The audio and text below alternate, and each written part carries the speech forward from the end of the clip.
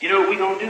What the f*** you talking about, gun? What are you talking about? Is available to shuttle to Grand Central. Shut your candy ass up. Can't stop me. Authority bus terminal. Come on. Go f*** y'all niggas. You niggas think shit is a game, huh? They got some f***ing joke?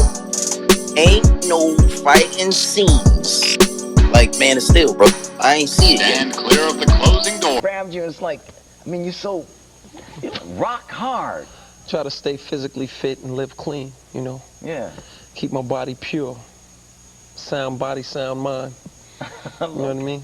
Yeah, but what do? I mean, you lift, you run? Calisthenics, a lot of calisthenics. Stay strong. Mm-hmm. You know what I mean? Have you always been into that? Definitely. What up, what up, what up, what up, what up, what up, what up, what up, what up, what up, yeah! What the fuck was that, boy? Trying something new, man. Hey, man, in this pod space, bro, you gotta try different things, man, you know? Yeah, I feel you. Gotta try different things every week, man. We back! You gotta bring some bitches on to get some ass shaking in there or something.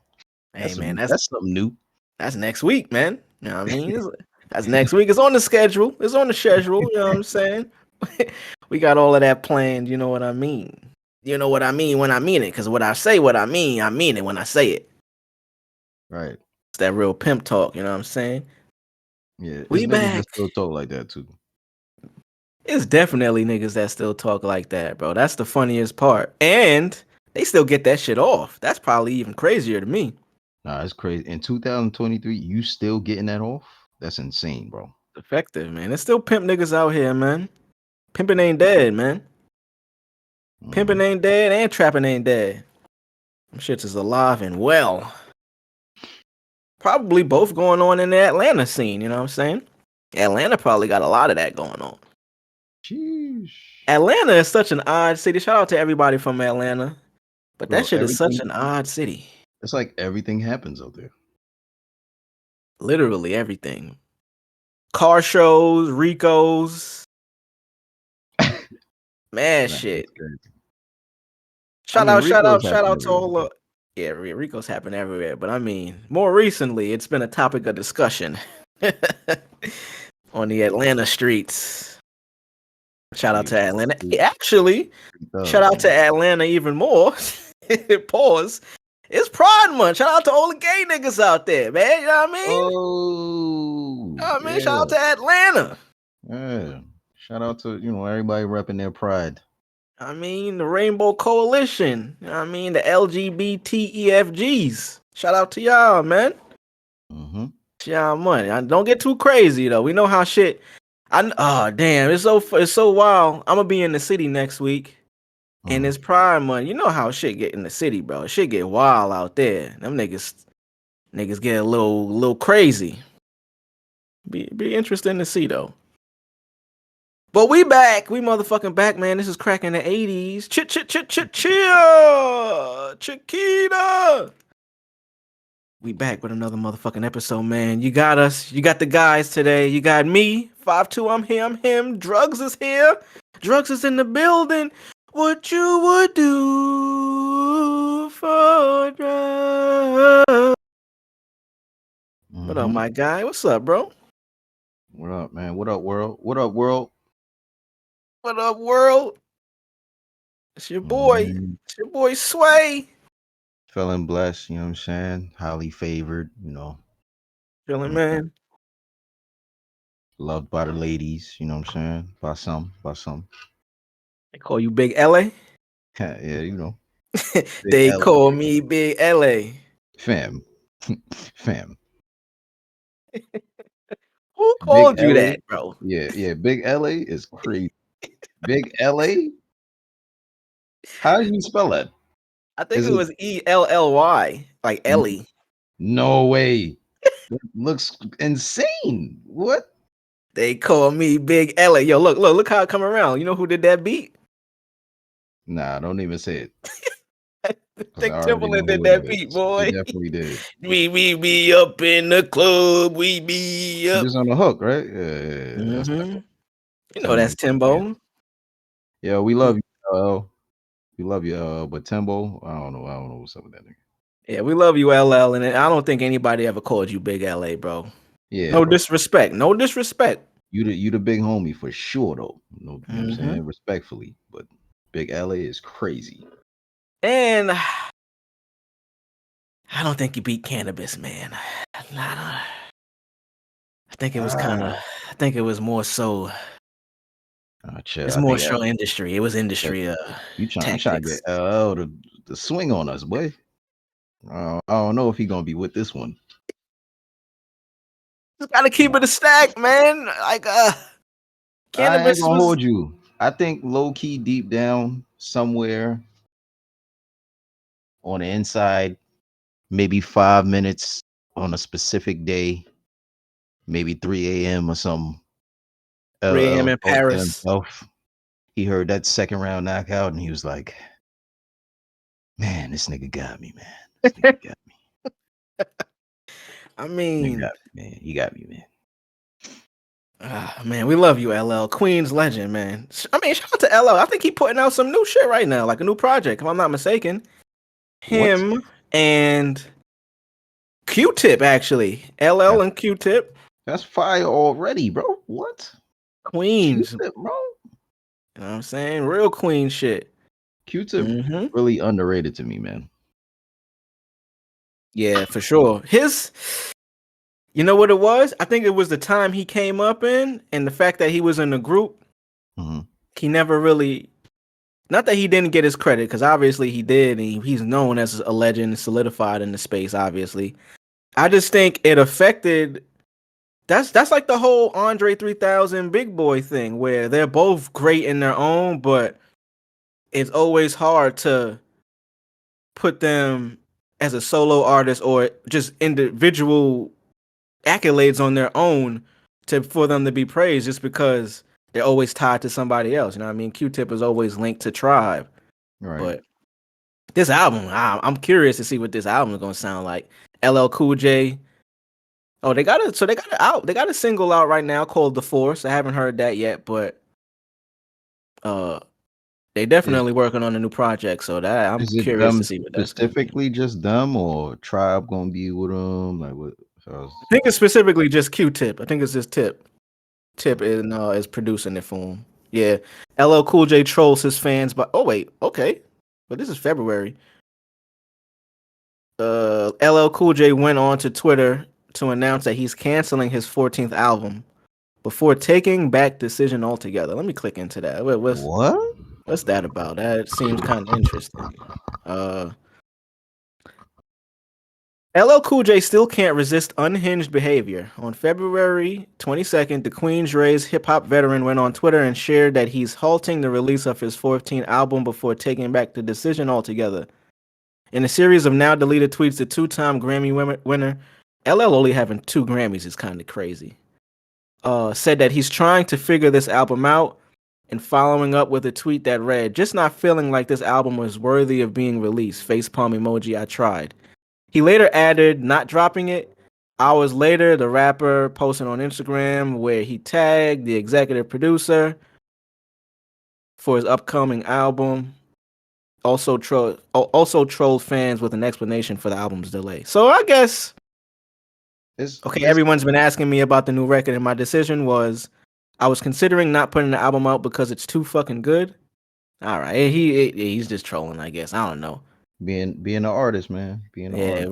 really. Q-Tip, you a genius, baby. This is my favorite album I ever made. I can't wait for y'all to hear this. Track list Yeah, coming soon. that's Yep, artist talk. that's definitely artist talk. Yeah, look at my Gotta sell. LL. You gotta Look at my sell. nigga LL in year 50 of hip hop, being a pioneer, Bro, using the 14 tactics. albums.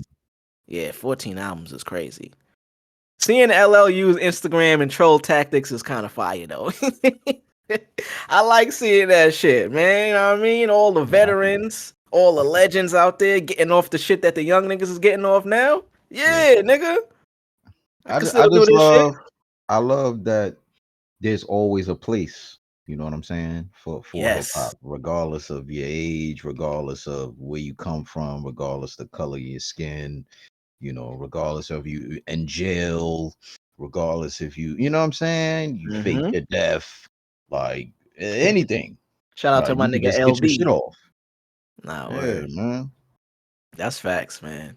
It's a beautiful thing because, like I said, we in the 50th year of hip hop. Around year like 35, it was kind of shaky where niggas didn't really see a future for the aging artist in this space. You know what I'm saying? But shout out to rappers and artists like Nas. They literally used to say back in the day, yo, rap is young man sport. Rap. I used to hear that shit when I was young, and I used to be like, what does that even mean? Like, what is. Or by definition, I get it and I understand what they mean by that because obviously rap and hip hop nowadays is catered toward younger people, but it doesn't exclude the fact that there is the other side of it too, where niggas that are older that are veterans in the game could still get their shit off. A few years ago, it was seeming like that wasn't possible, or they were trying to make that impossible. But like I said, shout out to the veterans that took it upon themselves to be like, nah, nigga, we still lit. We still out here. We still outside. Y'all can't just retire us like that fast. You know what I mean? Shout out to Big Elly. Shout out to Big Elly. Man, shout out to the Crack Rock La Familia. Shout out to y'all, man. This is episode what, 63? Episode 63 in this motherfucker.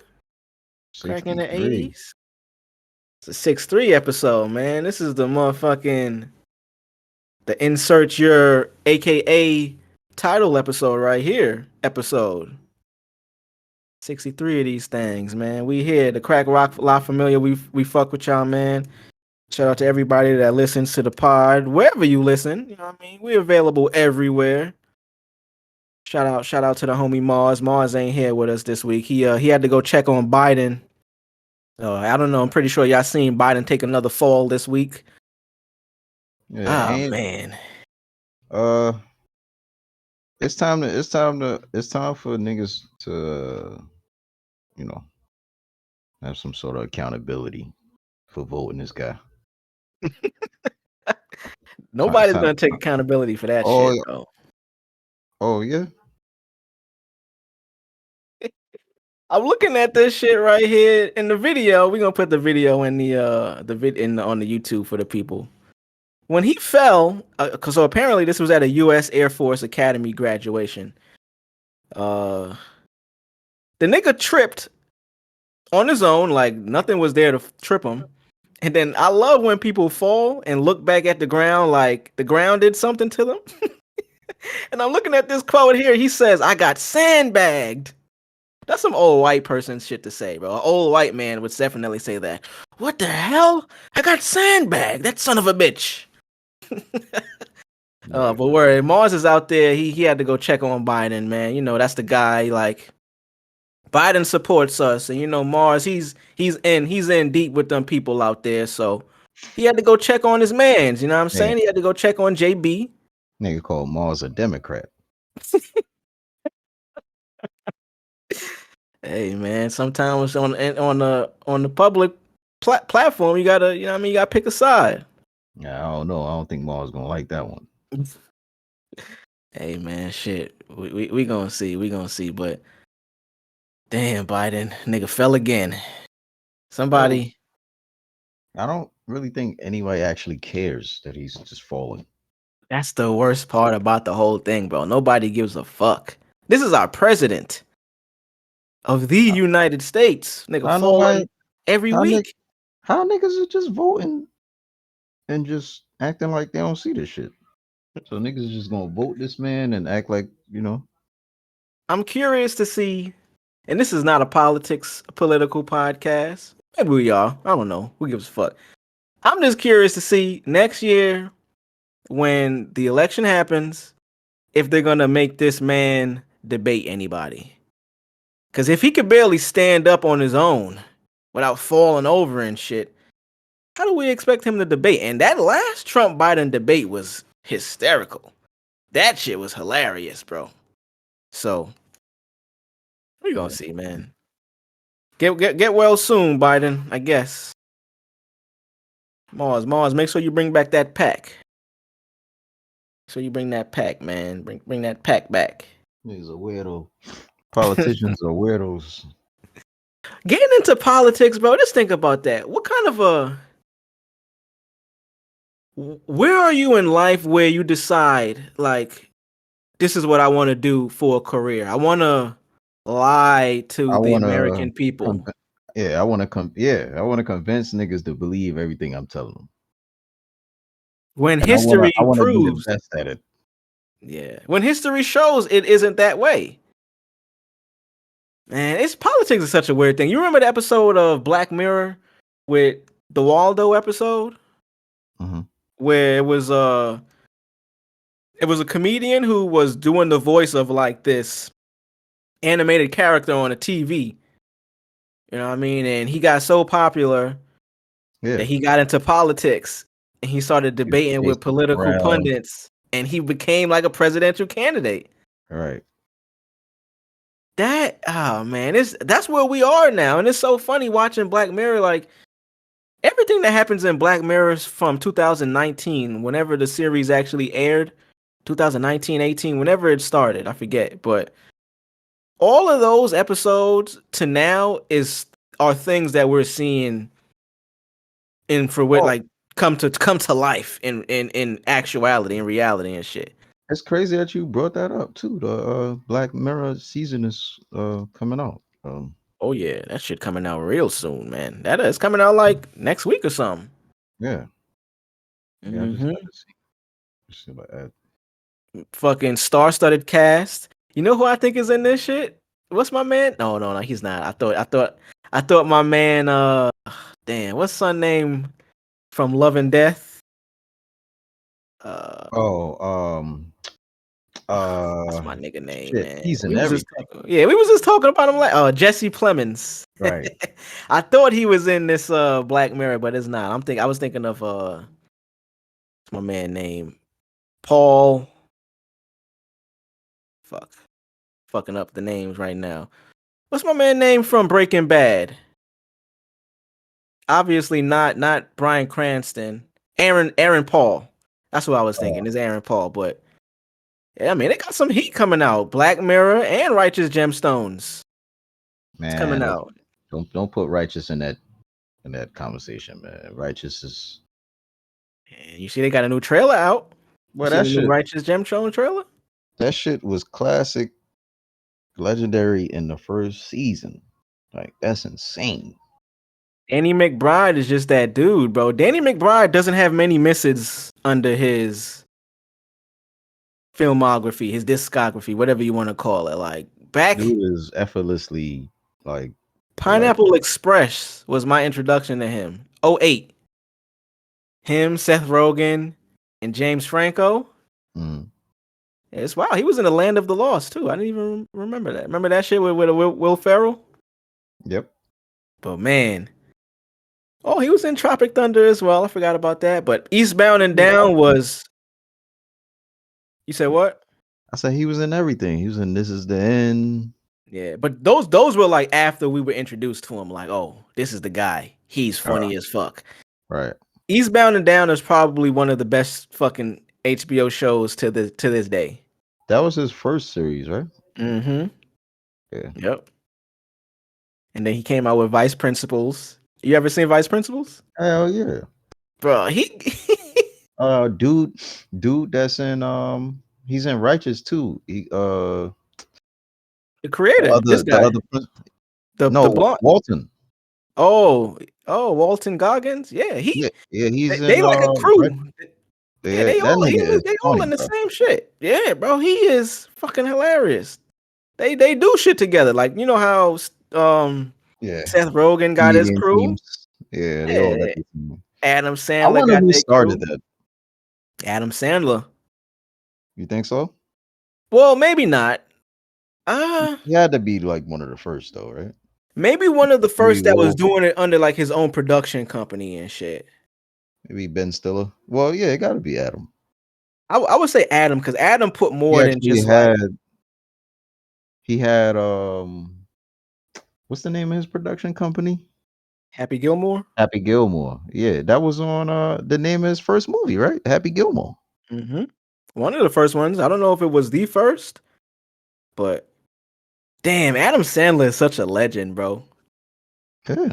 Have you ever seen any of the murder mystery movies on Netflix with him and Jennifer Aniston? Yep.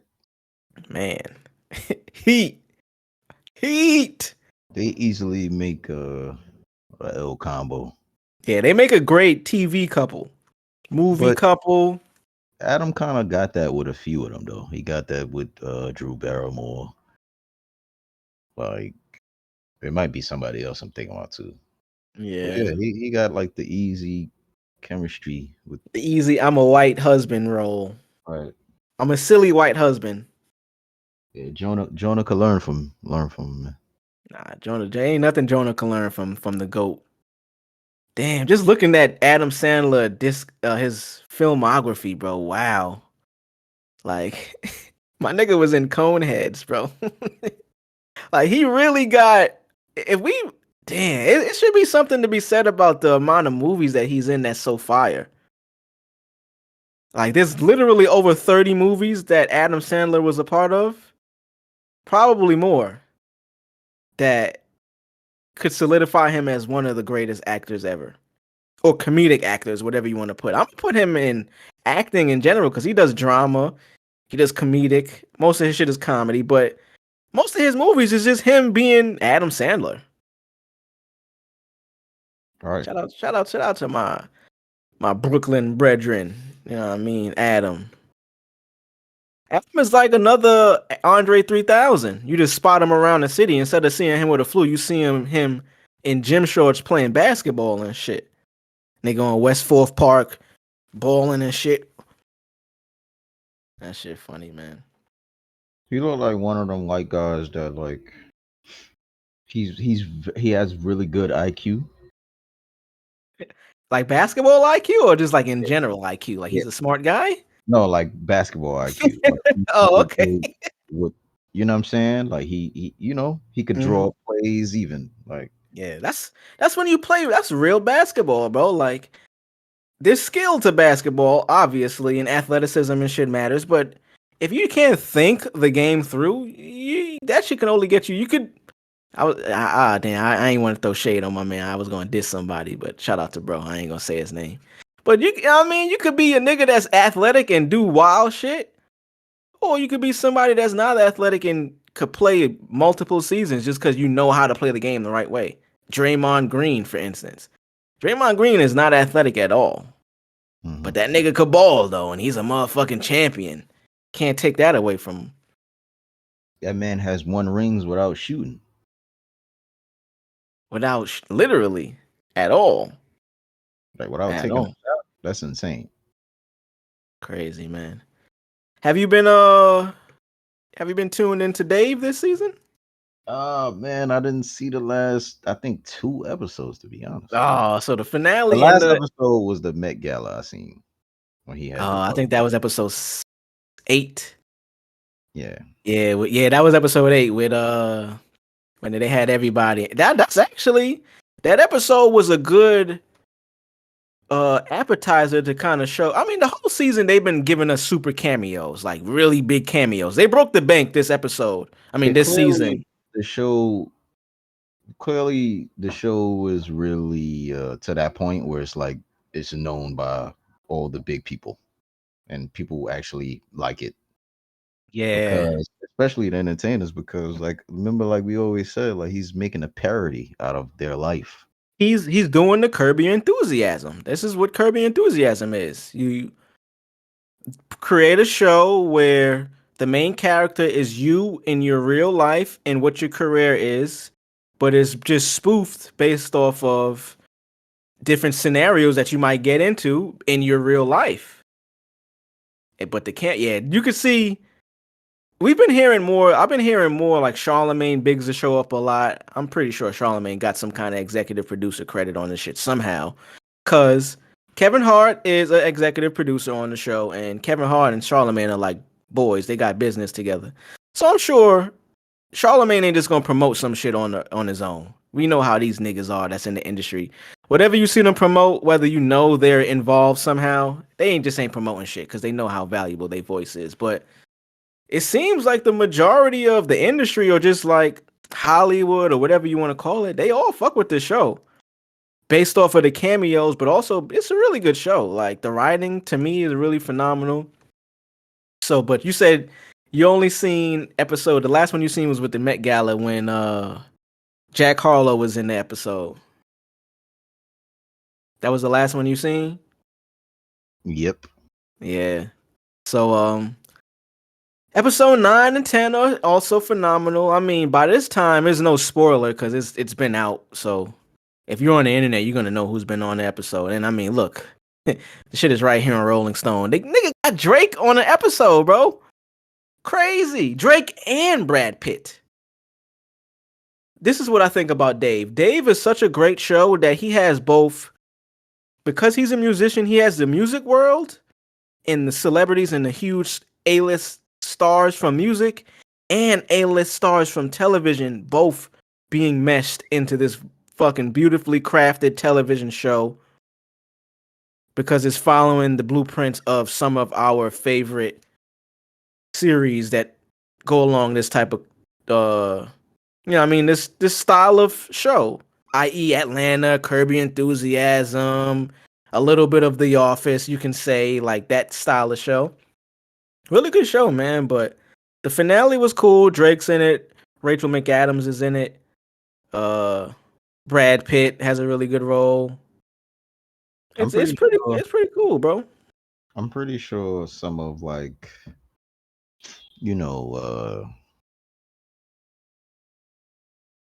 I want to say like the B-list, some of the B-list dudes that we know of. I don't want to say those names, but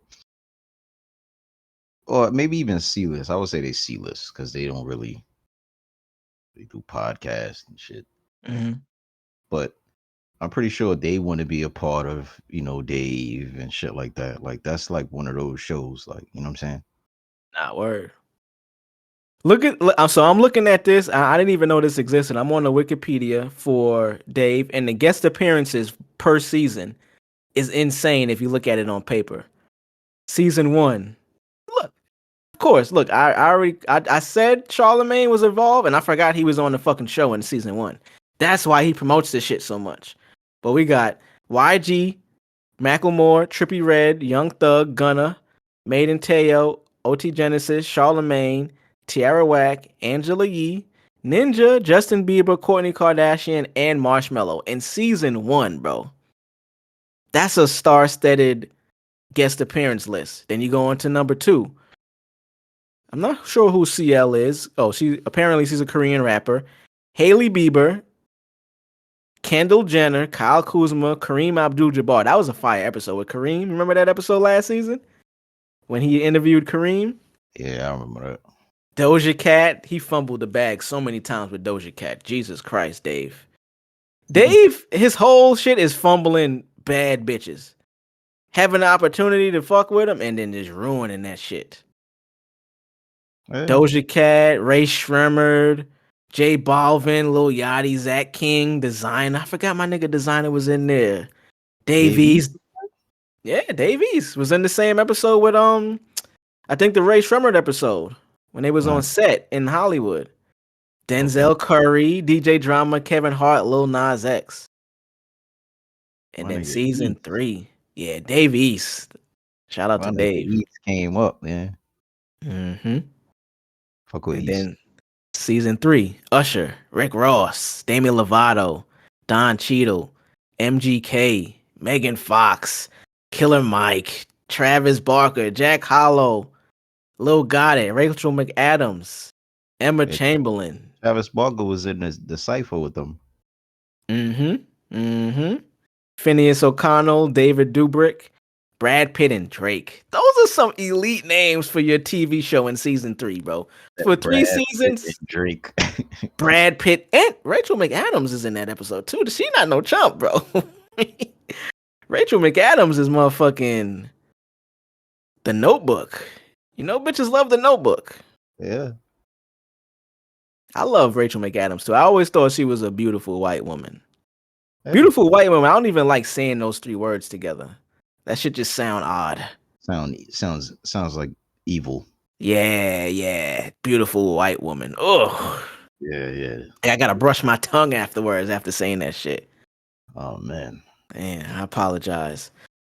But let's see. Where can we go from here? You heard any new music, Brody? I was listening to some new music over the week. I mean, Memorial Weekend just passed. Actually, did you do anything for Memorial Day? I know we released on Memorial Day last week, but I went to like some street party shit in Brooklyn. that nigga was outside. Oh, Yeah. hold on, wait a minute. Nigga was outside. Word. That shit was Street pretty. party. Okay, how was that shit? Like, where? Not well. I mean, what was that shit about? It's kind of it had like a Labor Day feel to it. Like Oh, is that like a new thing or like? nah, I think they've been doing it for like a couple years now. They do it like twice a year, I think.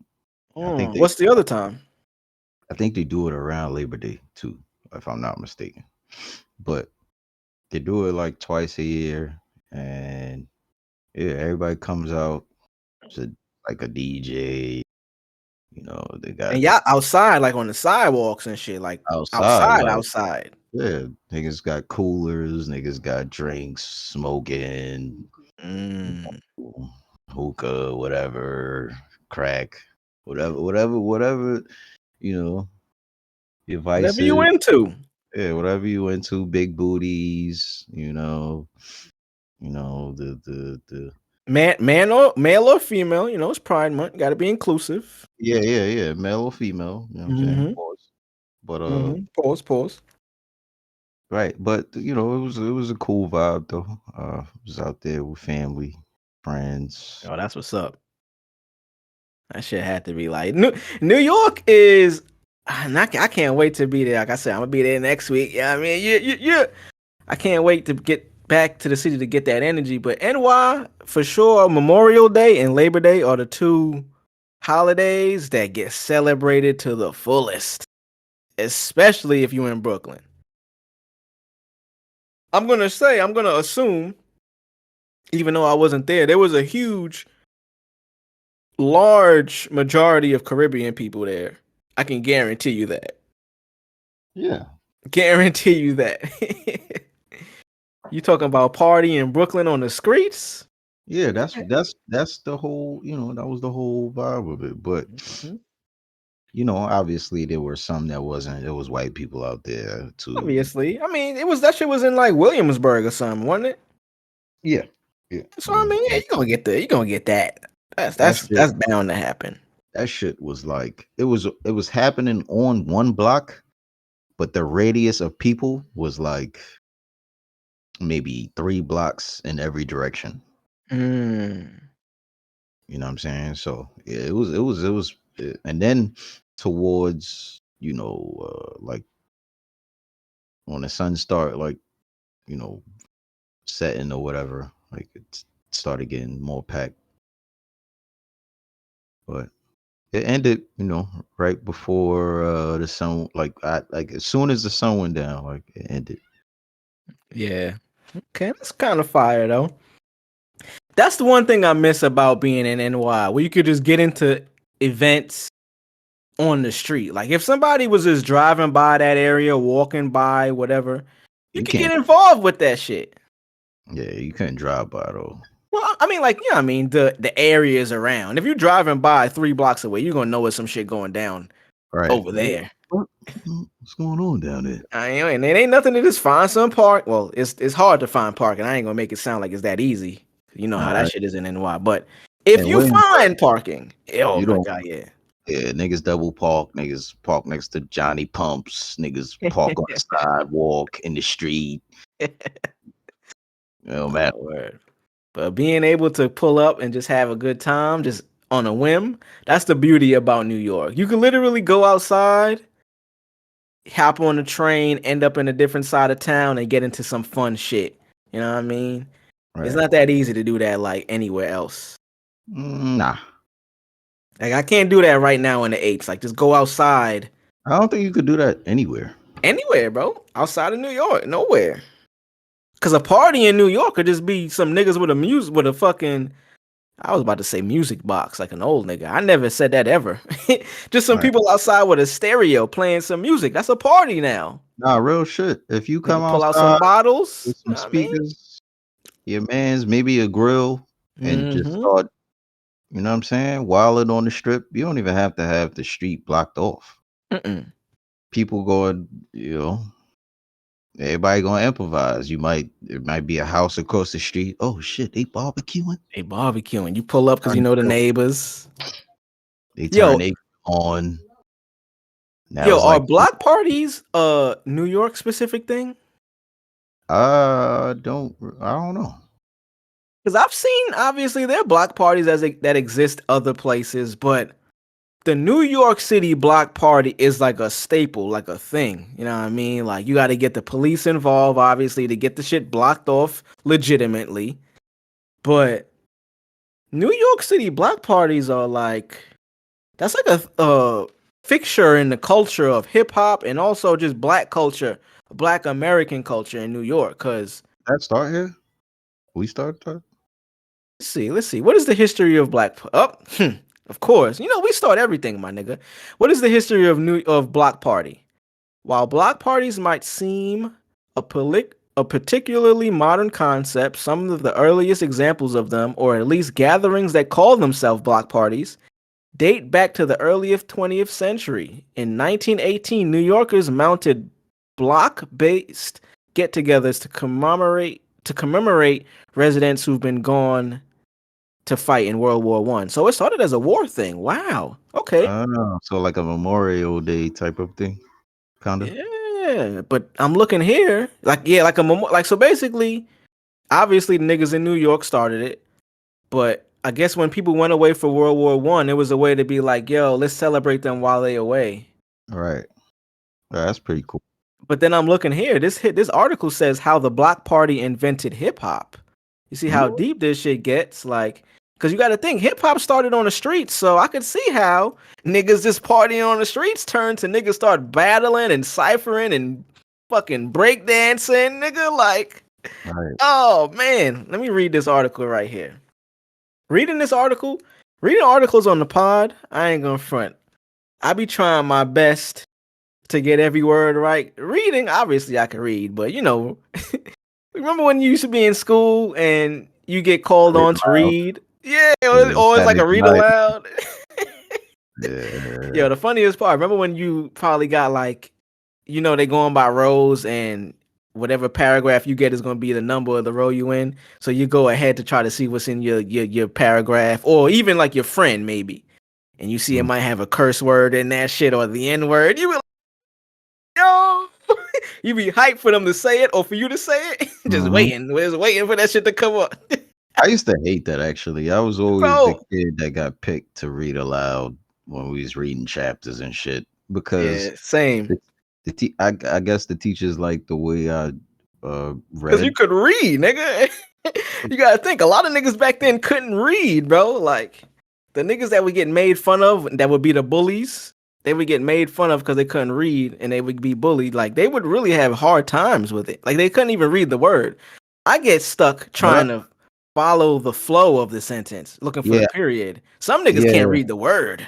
But that I think that has a lot to do with it too, because like the kids will call a lot of kids could read still, but you call on that kid every now and then, and they read the chapter and the shit sound like the Clear Eye guy, mad dull. Like, bro, I'm falling asleep over here, bro. Pick somebody else, dog.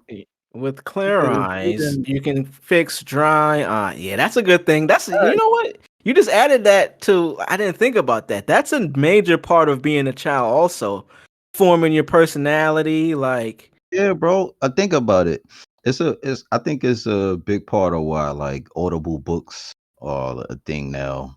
yeah, Even when you watching documentaries on like YouTube or whatever, like the voice, the person that's narrating the story, if he don't sound interesting enough, or like if it's, you know what I'm saying, like that shit ain't going, you gonna fall asleep, or you gonna be like, yeah, yeah. I don't want to watch. I don't want to yeah, listen to this shit. this nigga don't even sound like he into it, dog. Like you Yeah, and this is could have his got, book. all right, you could have got son that host of fights in Vegas. Like his voice is Nah, word. Yeah, no, that's a fact. Well, that's interesting. Not because now I'm thinking about it, I'm like, yo, maybe the niggas in school that was struggling to read weren't bad readers. Maybe they just had stage fright and was afraid. You know what I mean? Like, it's hard Yeah, for even niggas, even people that are adults, I even think adults. It's hard it, for like people to speak publicly. that's like an anxiety thing, though. Yeah. Wow.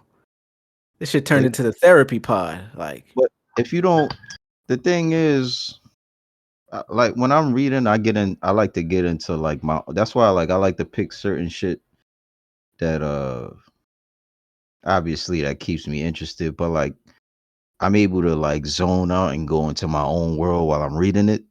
So mm-hmm. like I'm not like nothing else could distract me. Like you probably gotta slap me or some shit. Like yo, nigga, what the fuck?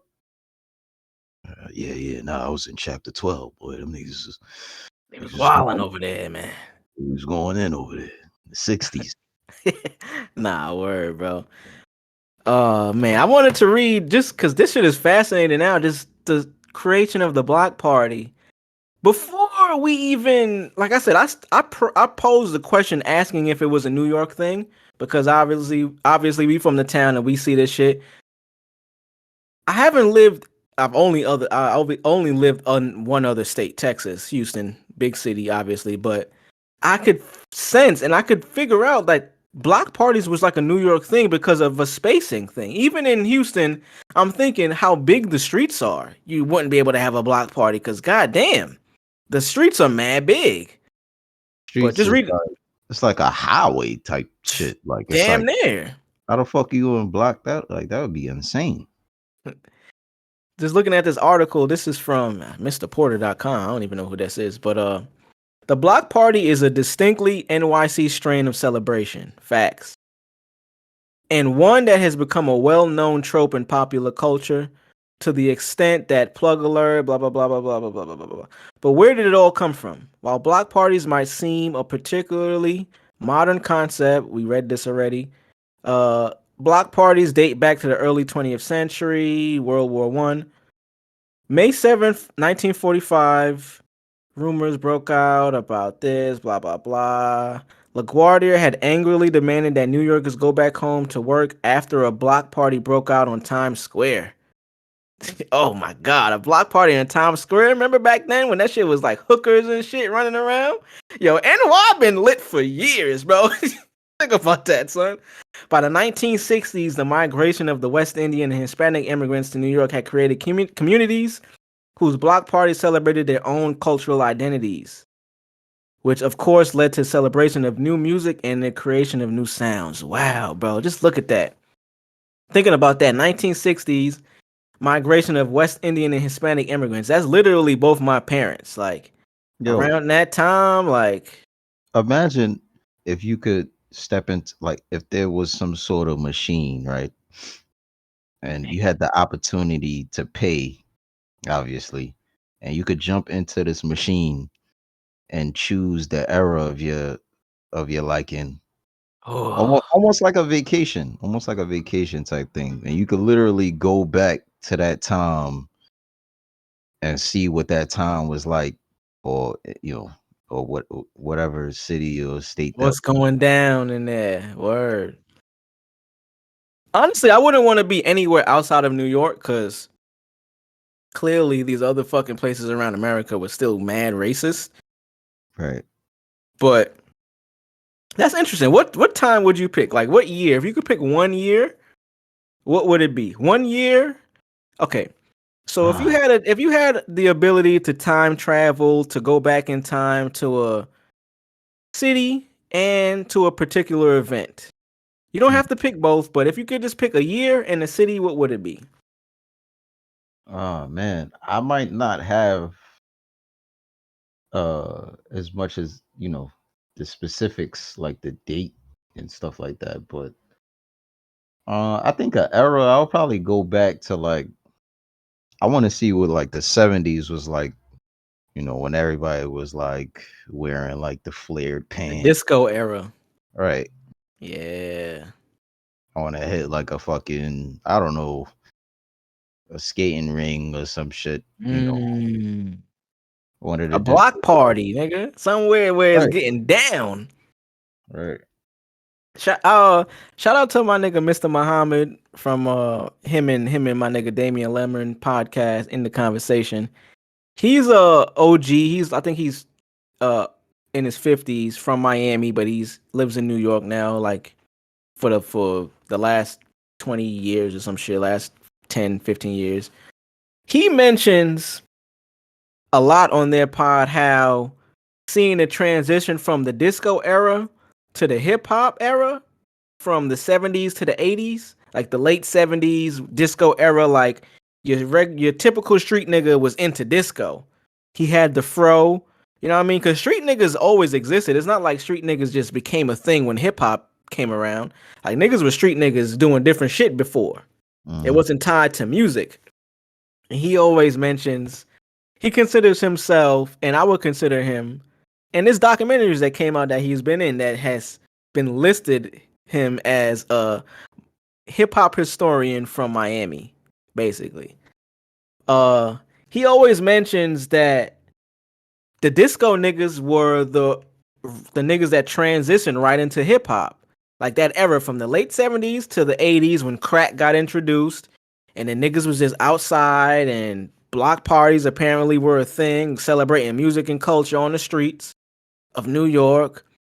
I can see how a nigga that might have been into disco, because that was the music. Music and culture always are synonymous. That's the beauty of music. Music kind of creates culture in a way. And with hip hop, like, damn, we should definitely do like a 50th anniversary of hip hop, like special episode alone. That would be pretty cool. Now that I'm thinking about this, but just seeing how this shit is created, like block parties lead to music, leads to shared culture, leads to the creation of new hip hop. And if you outside, like we outside with it, you outside type shit, and you a disco nigga and you a gangster, but disco was the popular music, so you fucking got the disco ball, you doing the moves and shit. You got the bell bottoms, you got the colors. You go to the 80s and crack is hitting, you just gonna transition into whatever they doing. So Mr. Muhammad, shout out to Mr. Muhammad, Ali Muhammad, he always mentions like niggas that he mentions Jerome. And this is the specific example. He would mention Jerome from Snowfall being a nigga that was a disco nigga in the 70s with his car, his radio shop, and then 80s came around and crack was introduced and he had to become a whole new nigga, which basically was the introduction to hip hop. It's I love history, man. I just love seeing how things connect to other shit. So that would be a pretty fucking fire episode. Just a 50, because this is the 50th anniversary of hip hop. I want to see if there's a specific day that they have listed in history that we could be like, all right, maybe this month, since it's the day, we could kind of do like a special anniversary where we just got mad people pulling up, different homies and whatever, musicians, just, you know what I mean? Just a feel good episode on live or some shit. 50th anniversary of hip hop. Right. But damn, wow, we just figured out where the block party was created. And like I expected, New York. Man, that's wild, man. I mean, since we was talking about Snowfall, did you see Franklin, Damson Idris say he was asking the devil for help with his role as Franklin in this most recent season? Hey man, come on, man. You know you gotta sell it in Hollywood, bro. Get them awards, man. Come on, man. You think he was just Trying to get that Oscar. He needed a new story. He needed a story. Yeah. Franklin was got it no Golden stories. Globe? Is it Golden Globe for the TV shows? Emmys? Emmys. You get an Emmy. Yeah, I don't think you can't get no Oscar for a TV show. We could definitely get an Emmy. Yeah. He trying to, you know, Trying to branch out.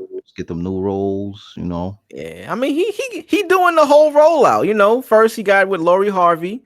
That's the black man in Hollywood rollout. You know what I'm saying? Right. Date a baddie. That's a black woman. You know what I mean? In Hollywood or in the industry. Get your resume up. Get your status up. Now you got to come out with the Illuminati story. Yeah.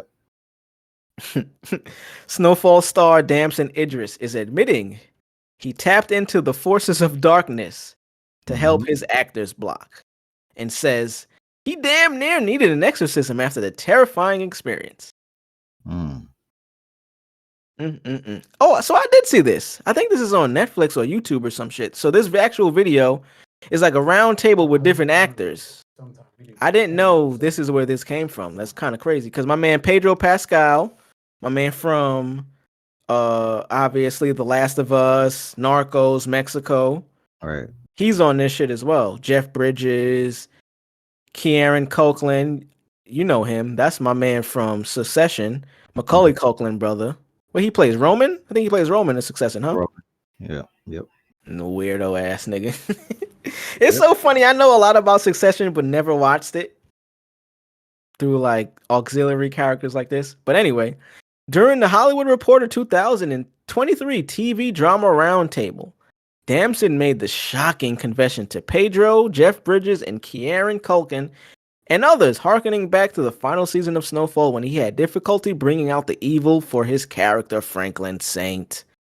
Damson says, after failing at the scenes, he then went into the corner to drum up his dark magic and repeatedly called to Satan, "Come on, devil, come to me." This shit sounds so fake, bro. This just shit sounds like a nigga, like you said, yo, I need a story for Hollywood so they can fucking think I'm interesting and give me an award.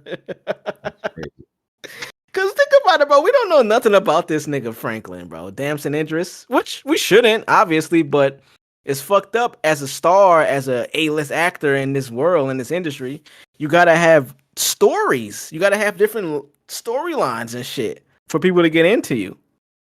It's fucked up that he had to see the devil for that to be his storyline, though. I mean, sometimes you gotta tap into that side to see The darkness. Yeah, man. You gotta see what it's like to come back and get that. You gotta. You ever tapped into the darkness before? No, I wouldn't say tap in. I wouldn't say I tapped in willingly. No. I mean, I think niggas kind of grew up next door to it. So I'm about to say niggas grew up around the darkness, nigga. I don't know if that's the same thing or if that's in the realm of the same thing, but growing up as a young black man in the inner city is the darkness. Yeah.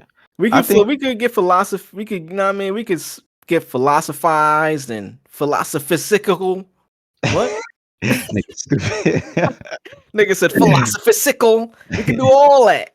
But I think to like I said, like to get, when you're doing certain roles, especially in Hollywood, I think, that's the thing about Hollywood though, right? That's why they say all that shit is evil and shit like that. And music, because you are lifestyle. acting out these things, and to actually be rewarded and seen as elite or legendary, you gotta really act out Take that it to role. another level. You gotta do more than just be in the scene, like, you know what I'm saying? So taking it back to Heath Ledger as the Joker. You know what I mean? R.I.P. We see how that situation turned out. I think my man Damson, was just trying to have a moment. I don't want to take away from what he said, because but you think okay, wait. You think it's validity to what he's saying? I think he's kind of like he's kind of hyping it up, like he's kind of making it sound a bit weirder than it should. But that's what these Hollywood people do. And I don't know him personally, like I said. But in my opinion, I think he's just trying to describe like what we were saying, like him just putting his mental in that space to pull off that character. Like he did some real like evil shit. And I mean like when we were talking about the show, we were mentioning his range. To tap into those different ranges, it gotta take a lot. Just even in your regular life, to go Yeah. from I'm talking to my mom, we having a normal conversation. This is my mother, we're sweet, to straight rage. And that's why I always thought, not necessarily for every character, but typecasting is not such a bad thing. Like if I'm typecasted to be a clown in every movie, like to just be some funny random nigga, That means I'm the best fucking clown. yeah, nigga. I Like think I don't like that's not it's not a negative thing. I think typecasting became one of those words that at one point in the industry it was a bad thing. But now we're seeing people's attention spans are so fucking low. They want to see the same actor do the same thing now because they just expect him to be Franklin. You know what I'm saying? Like right. before, maybe that was a thing to, oh, he don't got the reins to be, but now it's like you don't. There's so many different shows and movies that we don't even have the chance to watch everything. I So just if don't I see think the same actor do the same thing in every movie, I'm okay with that. And he pulls it off perfectly every time. Why not? Nah, I just think like everything else, shit is just watered down now. Like, Yeah, that too. you know, the what we used to put on a pedestal as like elite, as far as all right, okay, so we're acting niggas like Will Smith, Denzel, Leo, Brad, Angelina, you know, the goats, Sandler. Yeah, like these people, they have Jamie range. Foxx. They could be a funny nigga in one show, the next show they killing people, you know, the next show they some old dude Mm-hmm. that's homeless, you know, or Mm-hmm. they Yeah. pull it off. And So uh I think now with film, obviously, like, bro, we don't even like obviously we look at shit and be like, all right, this shit is whack, or like if it's bad, it's bad. But I don't think people really rate shit the same way anymore. Like we don't, mm-mm. There's yeah. too Like, many parameters now. There's and same we thing with music. we Like, know too much. yeah, like I we think don't. the average consumer knows too much about how things are ran now. So we can see behind all of the things that are like smoke and mirrors. We can see behind the curtain now. All right. I mean, since we on music, I'm glad you brought that up. Speaking on music, man, Cudi dropped a new song and he got a new album coming out. My man Cudi took it to Twitter and said, "Album is called Insano. The world is not ready." And Insane. then Wiz tweeted, "Get up, get stoned, riding around with Cudi on shrooms is fun as it sounds." And then they got a picture together, boy. Oh man, the worlds are colliding. Cudi, These, Wiz. these niggas about to give us like a good 2 songs, man. I hope it's more, bro. Like I really hope it's more. But I'll be okay if it's just 1 or 2. Yeah. You know what I'm saying? Like I'm fine with that.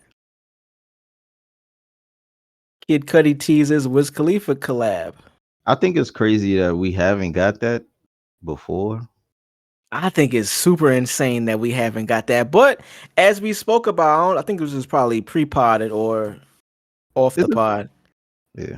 We were just talking about how those 2 artists, clearly Wiz, because he came after Cudi, he has influence from Cudi. But because they're 2 artists that stay to themselves and do their own thing, we don't really get to see the people or hear about the people that they would really want to work with, or you know what I mean, the people that we would want them to work with. We don't really get the insight on if they actually are cool, if they ever met, if they ever spoke, if they're not cool. Like, so when it comes out that they're doing music, it's just like, oh shit, yeah, boy. It's just really good. It's like big excitement. Do we have a Cudi and Wayne song? I don't know. We don't have Cudi a and Wayne song. We don't have a Cudi and Cole We song. don't have a Cudi in a lot of people's songs. We don't have a Wiz and Cole song. Do we Like, have a Wiz and Wayne song? I think they I think they do, but it's like it's not one of them ones where it's like, wait. They're it's not their. Look how I come around. They're both on that "Never Broke Again" song with Joe Budden.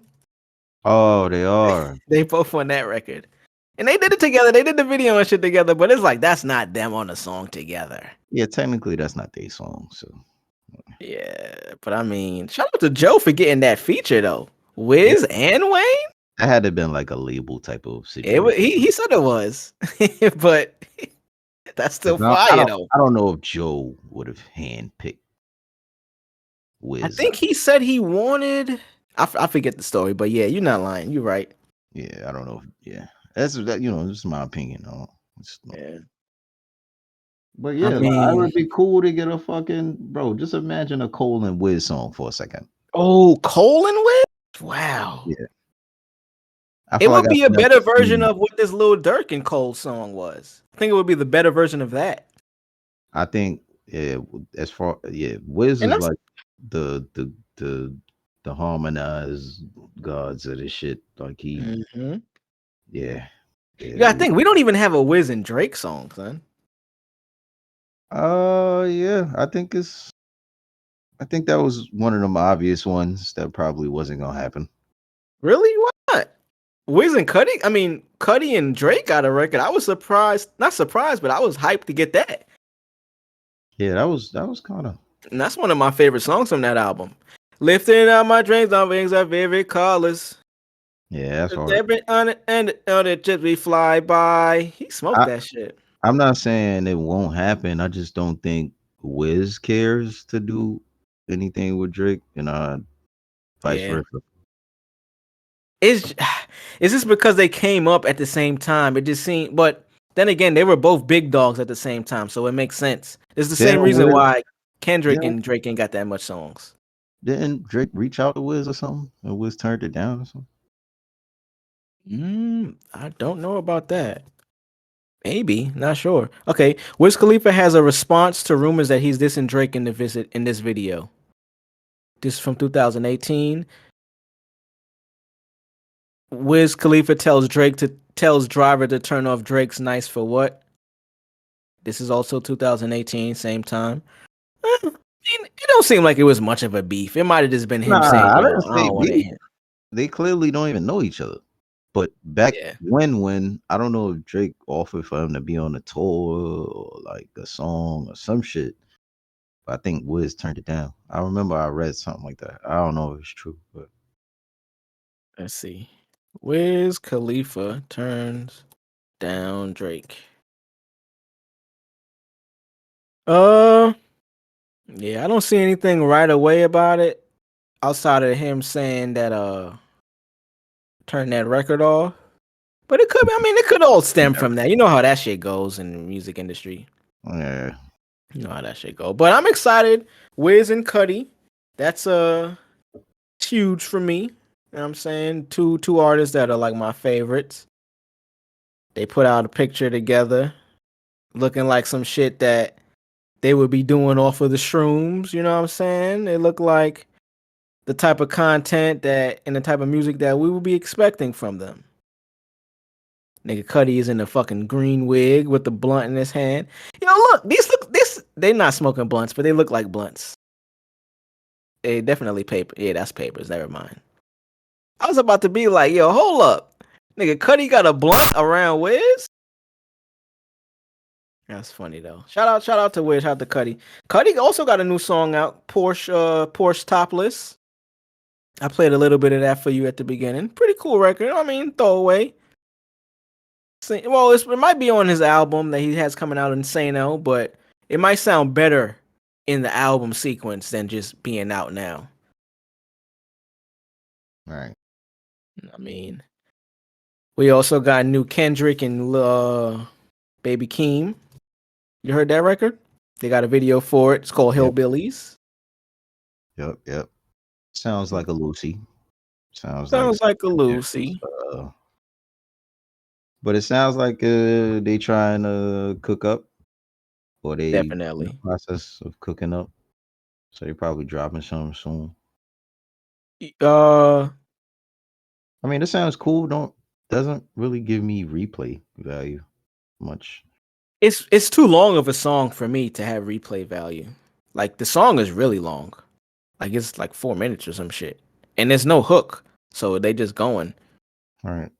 I like it. Love the song, love the video. Tyler's in it. Tyler announces his Camp Flognar 2023 festival. That's gonna be at the Dodger Stadium. Them niggas is getting money.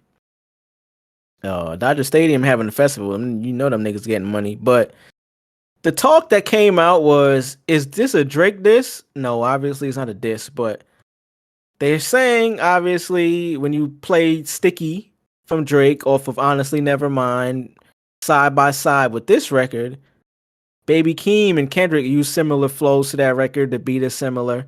So people have been coming out. Well, one side of the fans have been saying, you know how these dickheads say he's copying Drake. And then the other side that knows a little more are saying he's doing it purposely to antagonize Drake. Because we know the history between these two. There's no beef, maybe not on wax, but they've been taking shots and shit back and forth to each other. So what do you think about that side of this song? I know you probably didn't hear it that many times, but that's the alleged story that's coming out. I like it. I think it's cool as long as it remains that. Don't know the real situation between them. Don't really care. It's not my business. But as long as they like rapping and shit like that, that's cool. That's That's what. what we here for, man. That's what hip hop is. Yeah. So yeah. Real talk. I'm about to pull this up. I see you got the Wiz explains why he turned down Drake video. Yeah. But I that was can't even like pull it years up. ago. I think that was like Okay. 2010 or something. Okay. Yeah. So I mean, it's some not history, but it's something there. And finishing off music, Spider-Man Into the Spider-Verse #2, I think, is out now, and Metro Boomin is this executive. Well, he's the producer and executive producer of the soundtrack. One, I love that soundtracks are like being a thing now. I love that soundtracks are coming back. But it seems to be only for comic book movies in a weird way. I mean, we got the Kendrick TDE one with Black Panther. We got this one with Metro and the Spideyverse. I don't know if it's like any correlation between comic book movies and why they allow. It seems like it's been specifically hip hop acts to make soundtracks, but I do appreciate soundtracks being back. And I've heard a few songs off of the Metro joint. I haven't heard the whole project. I think I heard like the first 5 songs. Not bad, bro. This shit is actually pretty fire. Shit fire. So that's y'all could go check that out. Soundtrack. I know the movie. Shout out to Mark. He went and seen it opening day. He said that shit was fire. I'm waiting until after I get back from NY to see that shit. So I can go to a theater that's a little less crowded. Exactly. I don't really do well with the crowded theaters and shit, you know what I'm saying? I don't do well with crowded anything. No. Like, at all. I don't even understand why people like crowds. I do. When you're younger, you want to be noticed. So when you can get to any event that there's a lot of people, you want to be noticed, whether it's for your fit, you got some fly kicks, you got a new tattoo, new hair, whatever it is, new haircut, you want to bag some bitches. You just want to be around as many people as you can to get noticed. That's what I think it is. Or that's for me. I know for me, speaking of personally, that's what it was for me when I was younger. As opposed to now, I turn down events all the time because I'm like, yo, I don't need to be there. I just think when you're young, everything is fun. Like, yeah, that too. If you ever notice, you ain't got no responsibilities. If you have like a newborn baby in your family or like a young toddler, you babysit them. But it'll be like a little piece of paper that you balled up. You were supposed to throw in the garbage like a week ago. It's still sitting on your computer desk. They done found the shit. They grabbing it. They playing handball with the shit. Playing basketball. They playing football, soccer. They done played every sport with this ball of piece of paper, bro. You just like, You in the Nah, crib every day with all that's these gadgets. You got mad people you know. You got money in your pocket. You bored. You can't find you. You that's bored facts. every day, bro. But this kid is Having a finding ball the most joy out of a out ball of of nothing. That's like that. Damn, that's so deep because that remind me, like, I got 2 cats and shit. I love my pussies, but I buy them toys. I buy them stupid. fucking. I buy them toys, catnip spray, scratching posts, Yeah. beds, like laser beams, so they could all of that shit I buy. And they would rather play with a water bottle cap that I just happen to drop on the floor. These niggas be going in with this shit like they playing fucking Yu-Gi-Oh or something like. And then they got a whole toy, right? Like toy got. No, I mean it's like a little snowman or something with catnip inside. Niggas don't give a fuck about none of that shit. Niggas will just overlook it like, yeah, that's cool, but what's up with that bottle cap though? It's funny that's life. I don't even think that's like a species thing. I think that's just a life thing. Like the earlier you are, you could get amusement out of the lowest shit. Anything. Literally anything. And some people stick with that throughout their life, and you got people that create the illest shit in the world, again, because They need that to. sense of creativity or sense of finding joy in creating or just being artistic, like that. That's just a little different now. elevated. Though. Being a creator now is weird because 10 years ago, when you know what I mean, like being a creator was like you're actually creating a thing from scratch, like you're making music, you fucking crocheting, you might be a painter, an artist, you're drawing. Content creating now is just you got a camera and you know how to edit videos. I can't say I don't like it because I don't want to come off as like the old nigga, grumpy. But it's a weird space where you don't have to actually be creative. You just have to know how to use a platform and download templates and have the resources to have the best camera and shit. Right. I don't know. It's a real space. I don't think creativity exists anymore when it comes to social media content and content that we see online. Obviously, it does exist with the actual people that are making it, like, real creatives. But in terms of the word nowadays, I think is being co-opted by people that are just they're getting money. Obviously, I'm not hating on them niggas getting bags, but I think it's different. I think it all depends on how your definition of the word, right? Because creativity is what? To me, creativity is The root word is creative. you make Actually something from create. scratch that didn't exist and it Right. exists now. Right. So it doesn't necessarily have to mean you're creating something that hasn't been here or that is so original. But if I create something,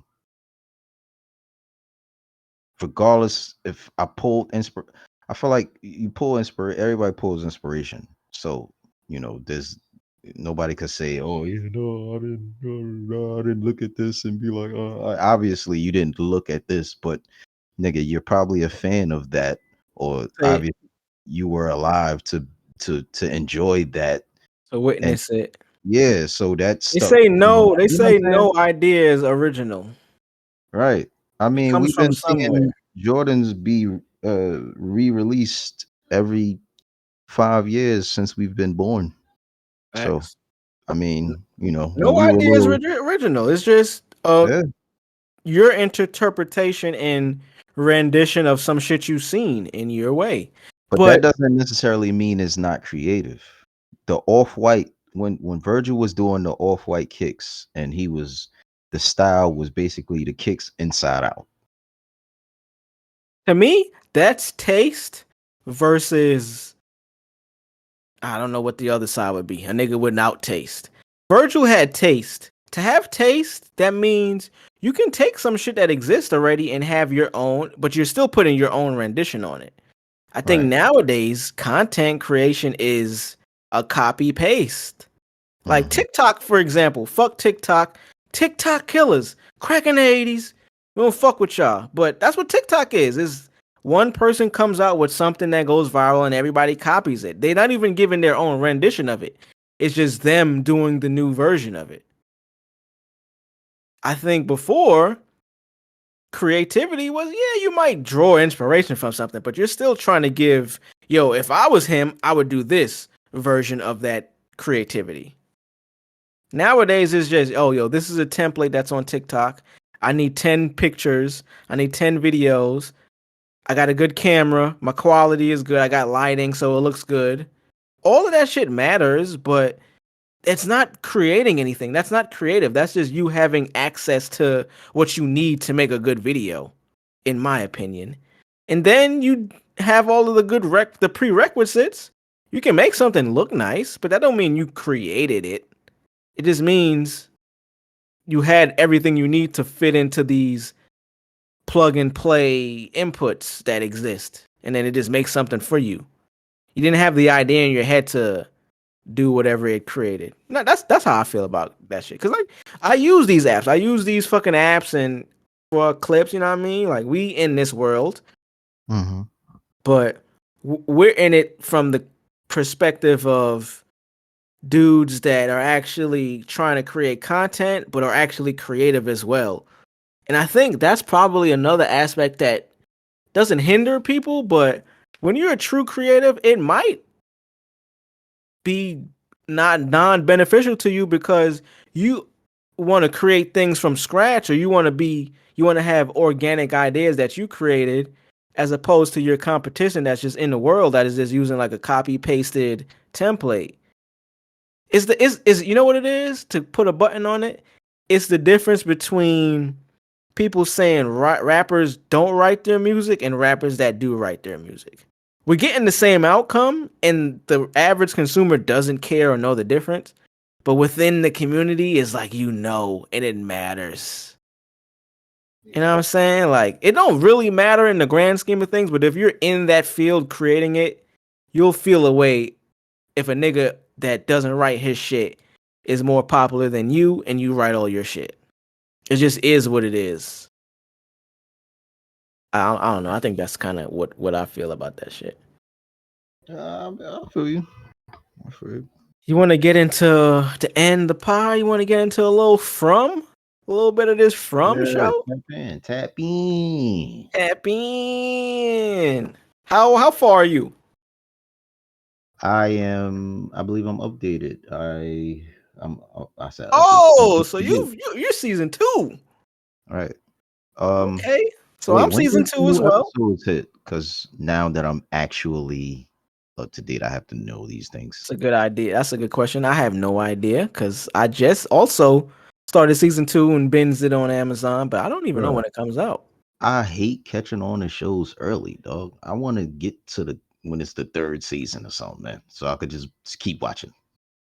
Like, yeah, nah, I feel you. I hate that shit, man. Like, so they air. This doesn't even help me. Hey, more shows should release the whole season at once, man. Stop this shit. So, tomorrow. So, what's today? It comes out Sundays. Oh, cool. Sundays. I was hoping so. Good. Episode 7, Belly of the Beast, releases tomorrow. All right, so let's want to get into it? Review, man. Tap in this good boy. All right. We haven't. And for everybody listening, if you fuck with the show, obviously we've recommended it to y'all. So I don't want to spoil too much, especially if, you know what I mean, you just getting into it, you just starting the show. Yeah, but so this is an alert. This is your alert right now to move fucking 10 minutes ahead right now. Hit that motherfucking forward 15-second button like 20 times, bro. So we finna go in. We finna spoil season 1 and 2, nigga. Yeah, I'm not like one of them people though. Like I thought I was back then, but I realized like what people can't really spoil. Like, you know, like spoilers, certain things about like spoilers. I hate spoilers, bro. I hate them. Like I don't want to depends. hit nothing.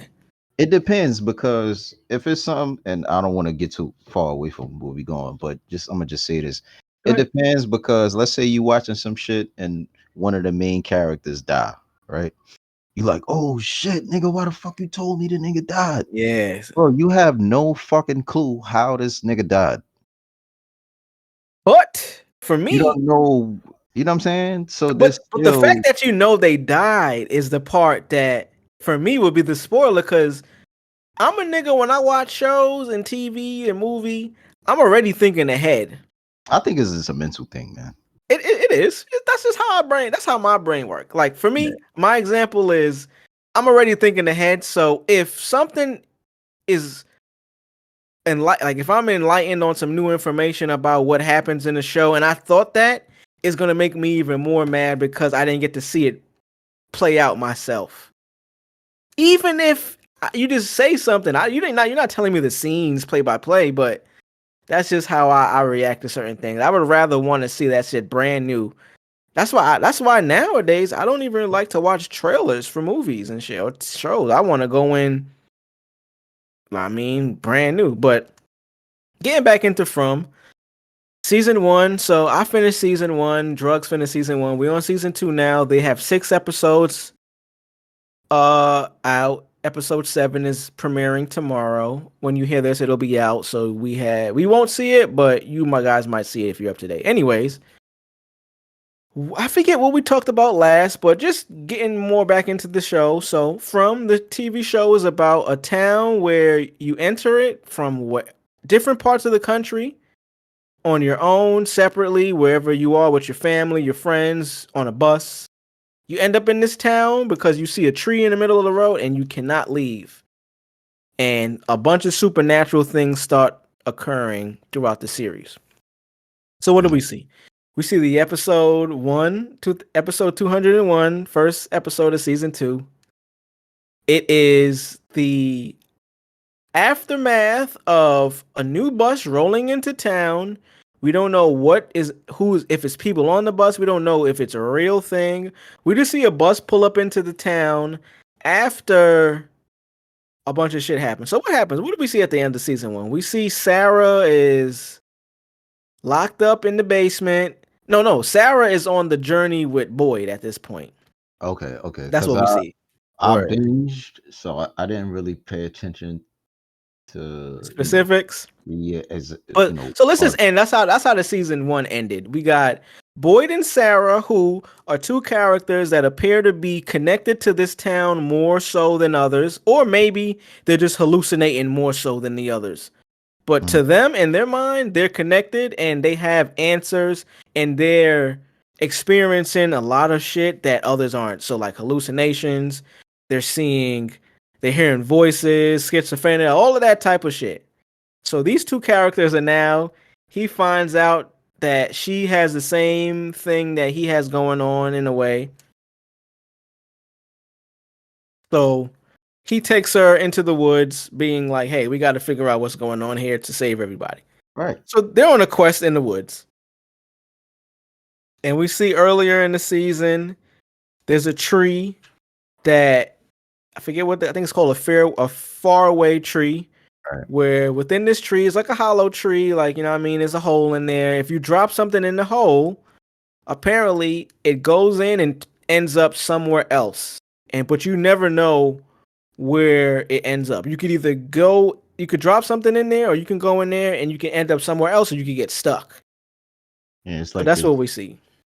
Fairy tale dimensional tree. Yeah, exactly. Fucking Twilight Zone, fairy whale dimensional tree, like portal, multiverse type shit. When Victor, wait, who did he tell? Who was that during that scene? Who did Victor tell? He told the little boy. He told Ethan. Julie. No, he told Ethan. Remember when that's when he was walking. They was going through. Right. And he throws the rock in it, and then he's like, and then the rock comes behind him. And he's like, hey. And he's like, you don't know where it's gonna end up. Exactly. Mm-hmm. That's spooky as fuck. Spooky, because like I thought it was just, you know what I mean? Like you put something and it ends up right there, like just how the rock fell. It fell right behind him. Right. But clearly he made it clear.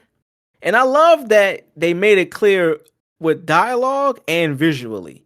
He made it clear because he put the rock in and he was looking around like he didn't know where the rock was going to end up.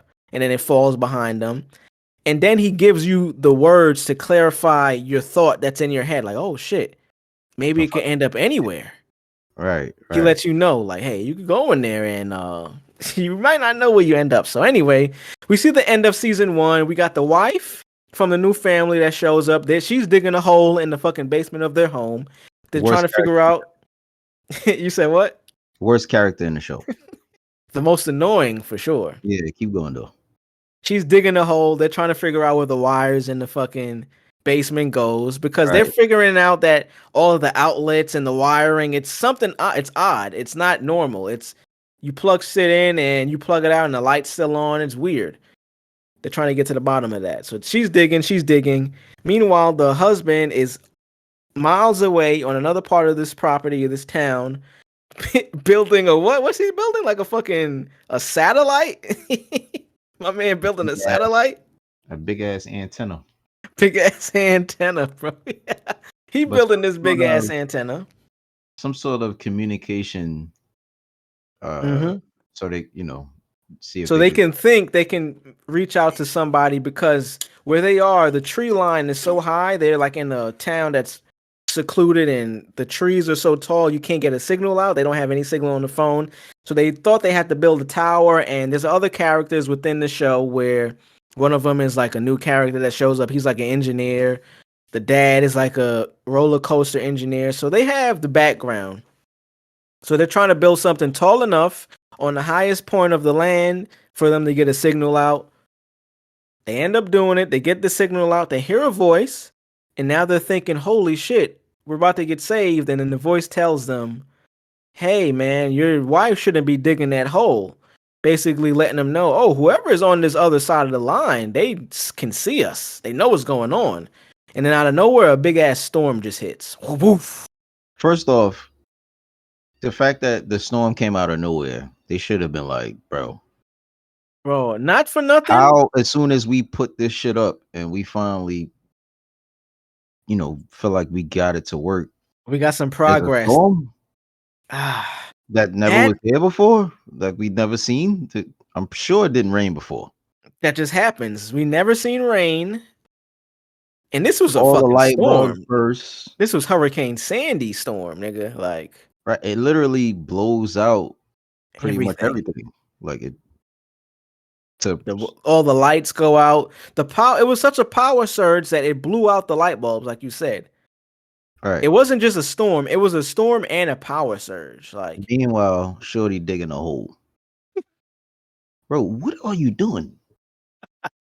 She trying to get underground, bro. She trying to go visit the nigga that Damson Idris was looking at. You know what I mean? She trying to go do the Damson Idris. Yeah, but this place ain't even cool to be wandering off like or that. By yourself, just chill. It ain't for that. It's not for that. Nighttime don't even matter. Like you're bugging. Like you're really bugging out. Should have waited for somebody. Like she was dipping off like she had some shit that like she really had like an appointment or something. Like that's why I was like, and that scene, I forgot who she was talking to.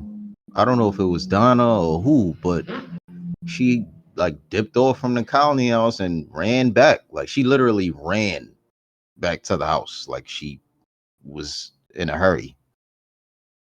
Yeah, to dig a hole. To dig a hole. So this first episode, season 2, first episode, they did a really good job of making the women in this series come off as clueless, annoying, and irrational as possible. Right. I don't know if it was a thing that was written or maybe, I don't know, but the way they casted and wrote these women to react and out of the blue, because we had a whole season of them not reacting this way. For all of them to, in one episode, scene after scene, to just be doing the most irrational, emotional things. It was just like, yo, this is mad annoying. I don't want to watch this shit. Who do you think the baddest chick on the show is? Baddest, like, who looks good? Yeah, baddest. Who you would want to date? Uh, I like Sarah. I was about to say. I mean, Sarah has like the cute white girl face. Yeah, she reminds me. I don't know if you remember Guy Code, Girl Code. Remember Carly Aquilino? Red hair. She had a tattoo Yeah. on her arms. Yeah. She give me Carly Aquilino vibes because how their faces are structured. Tell me Okay. not. Like, Yeah, I'm yeah, rolling. I mean, like, and I always had a crush on Carly back then. It's similar to me, but I mean, yeah, you got her, you got Sarah, you got Fatima. She a little cute, a little Iranian, little, you know what I mean, little skinny Iranian, long curly hair. Yeah, she's pretty. And you got The Christy, girl- the EMT. Yeah, she's yeah. Yeah, she's a nice one. I like Christy. That seems to be about it. Yeah, I don't know if it went past I that. can't say I would say the mom, but she's too damn annoying and not beautiful enough for me to put up with that shit. You know, when bitches is annoying, you gotta look certain. You gotta look at least good for me to put up with the shit. Yeah. You know what I mean? You annoying and ugly. It's like, you might as well be a man, bitch. Yeah, pretty much. Yeah, I watched from, man. What else we see? Basically, from episode 1, season 1 to episode 6, season 2. I don't know what the fuck is going on in this show, bro. I'm interested and I'm watching Stuck in it, this but I don't know town. what's going on, son. They're stuck in this make-believe town, which apparently, in my opinion, I'm starting to feel like it's some sort of simulation. Yeah, I'm getting those Somebody, vibes too. Controlling this shit. Oh, my bad. Not to somehow. cut you off, bro. But what I was getting to with the simulation aspect of this show, and look how it come around. I be feeling like in real life, I live in Houston. The weather in Houston, I don't know if when you were out here, the times you were here, if you realize how sporadic the weather is here. And you know, we do got NASA out here. Houston is the home of NASA. You know what I mean? Like, I be feeling like there's times during the day where the weather is being controlled. Like, just how that rainstorm comes out of nowhere, shit like that happens in Houston, bro. Like, it'll be super sunny at 1:55 p.m., 2:02 p.m., it's a huge fucking storm. And you can see it happen. You can see, like, the clouds get dark, and then it gets fucking super storm. And then by 2:30 p.m., it's sunny as fuck, and you don't even know it was raining unless you was outside. It's just something to... I haven't done any history or research about weather machines and, you know, the conspiracies about all that shit. I don't know, but there's something to that, bro. It's times when I'm in Houston, I'm driving on the freeway, it's pouring rain. Then I exit off the off-ramp and get onto the little feeder side road, frontage road, to a regular street, and there's no rain. The streets are wet, but it's not pouring like it was just on the freeway.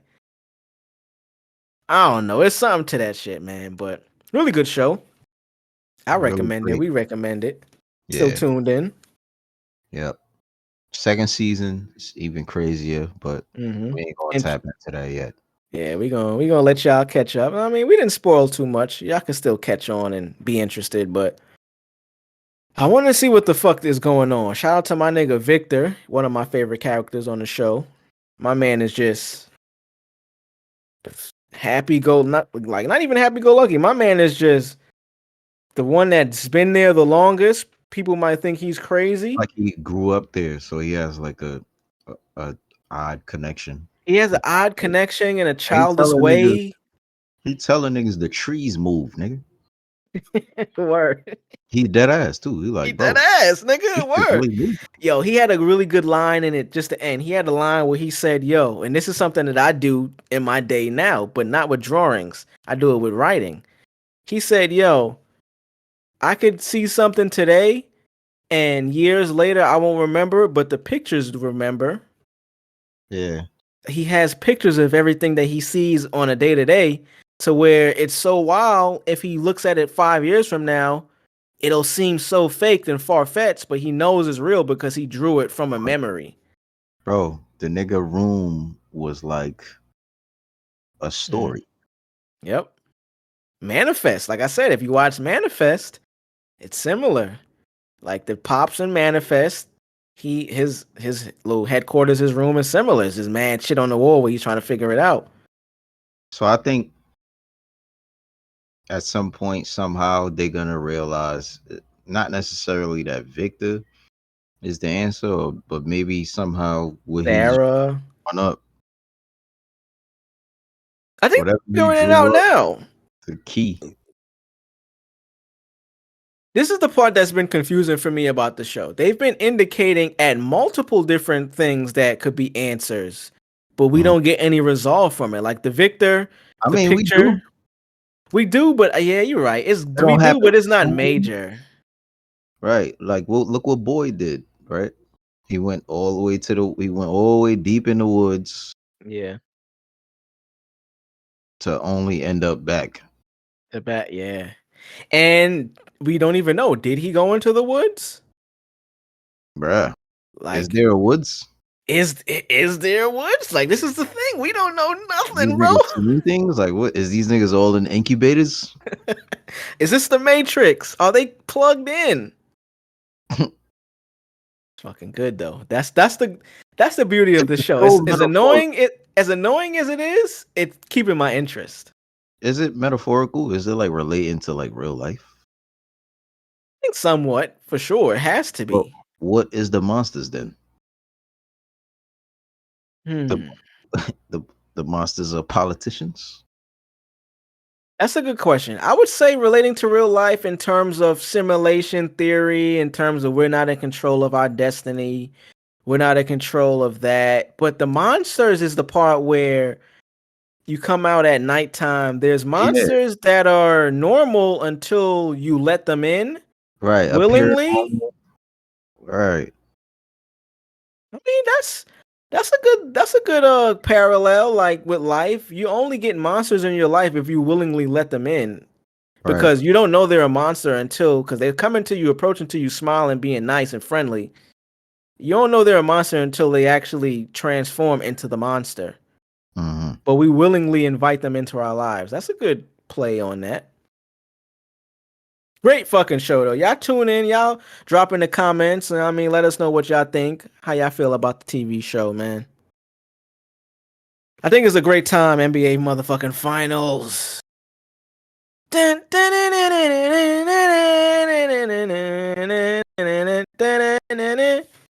NBA finals is among us, my brother. Oh man. The Nuggets took game 1. 104-93. It was actually a closer game than I thought it would be, than it actually was. The game wasn't that close, but to only lose by 11 isn't that bad. So, the game... Before we get to that. Oh, the game don't even come on today. The game comes on tomorrow. Oh, shit. Oh, I thought that shit came on today. That means I ain't got nothing to do today. Wow. But what you said? Trash. The Celtics. The who? Yeah. Them boys. Ass. Boston Celtics, they lost Ass. Game 7 to Miami, 8th seed. I don't even know what to say about them, man. Yeah, like, I don't know. Very overhyped. A lot of these teams be so overhyped. And it's like, if you're a real basketball fan and you, I don't know. They got blown out in Game 7, too. That's the major part. All right. Caleb Martin, 26. I understand, like, with sports is matchups. So, you know, if Boston, you know, if it happened to be another team, they probably would have won. Like, you know what I'm saying? But yeah. If it was the Knicks, they would have kicked their ass. These teams, like the Celtics, don't have consistent players. I forget who said it. I think it was Mad Dog. Might have been Stephen A. We know what it is with Boston. They don't play basketball. They play one-on-one ball. Oh. They just have a great amount of pieces to where they can give off the impression that they're playing really good basketball together, but they just have guys that can score from these places. I think As a Udoka's system, it was perfect for them because defensive oriented. and it made them get the stops first. Exactly. Like it was that's like how they was playing. Like it was like get stops first and then do all the dumb shit. Mm-hmm.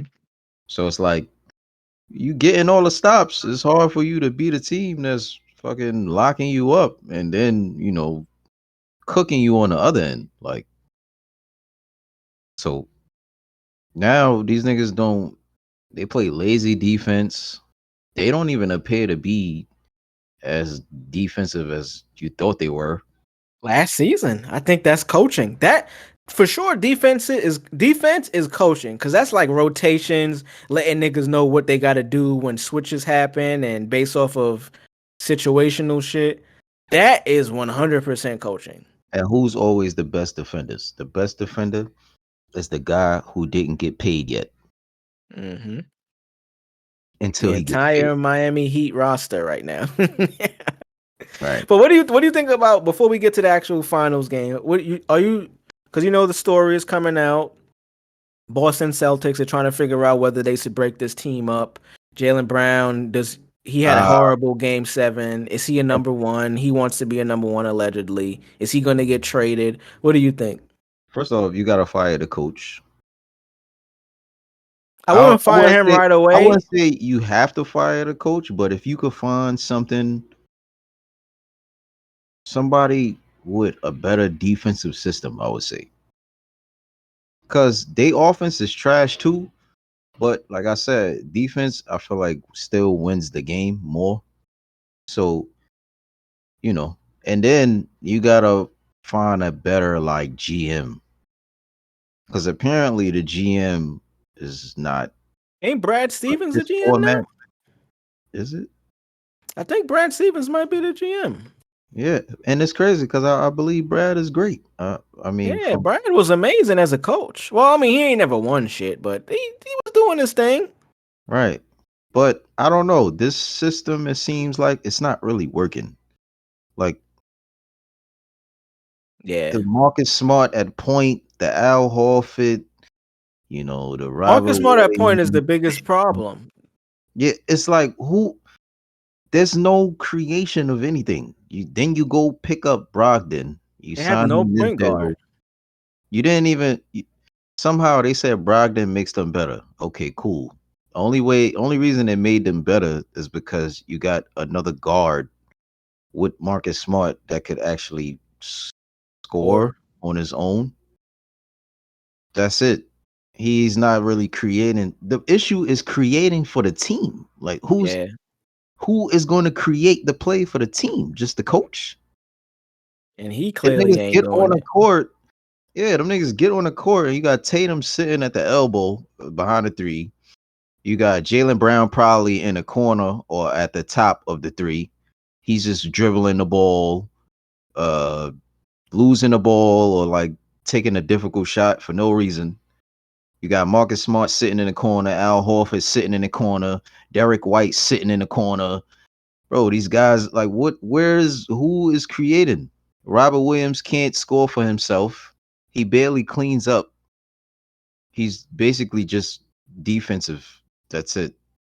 He get a couple of offensive boards, but he can't put that shit back up. He got to slap that shit out. Yeah, exactly. And then he has no like court vision, so it's not like he's like a Bam where he could get the ball to a certain player quick. He, got good passing. Nah, no midi game, nothing from him. So you can lock him out easy. Al Horford, literally, his game is shooting the 3. Yeah, nowadays his inside game ain't Jeff what it used to Green be. gives you more than that, bro. Yeah, Jeff the Celtics Green gives you more than that.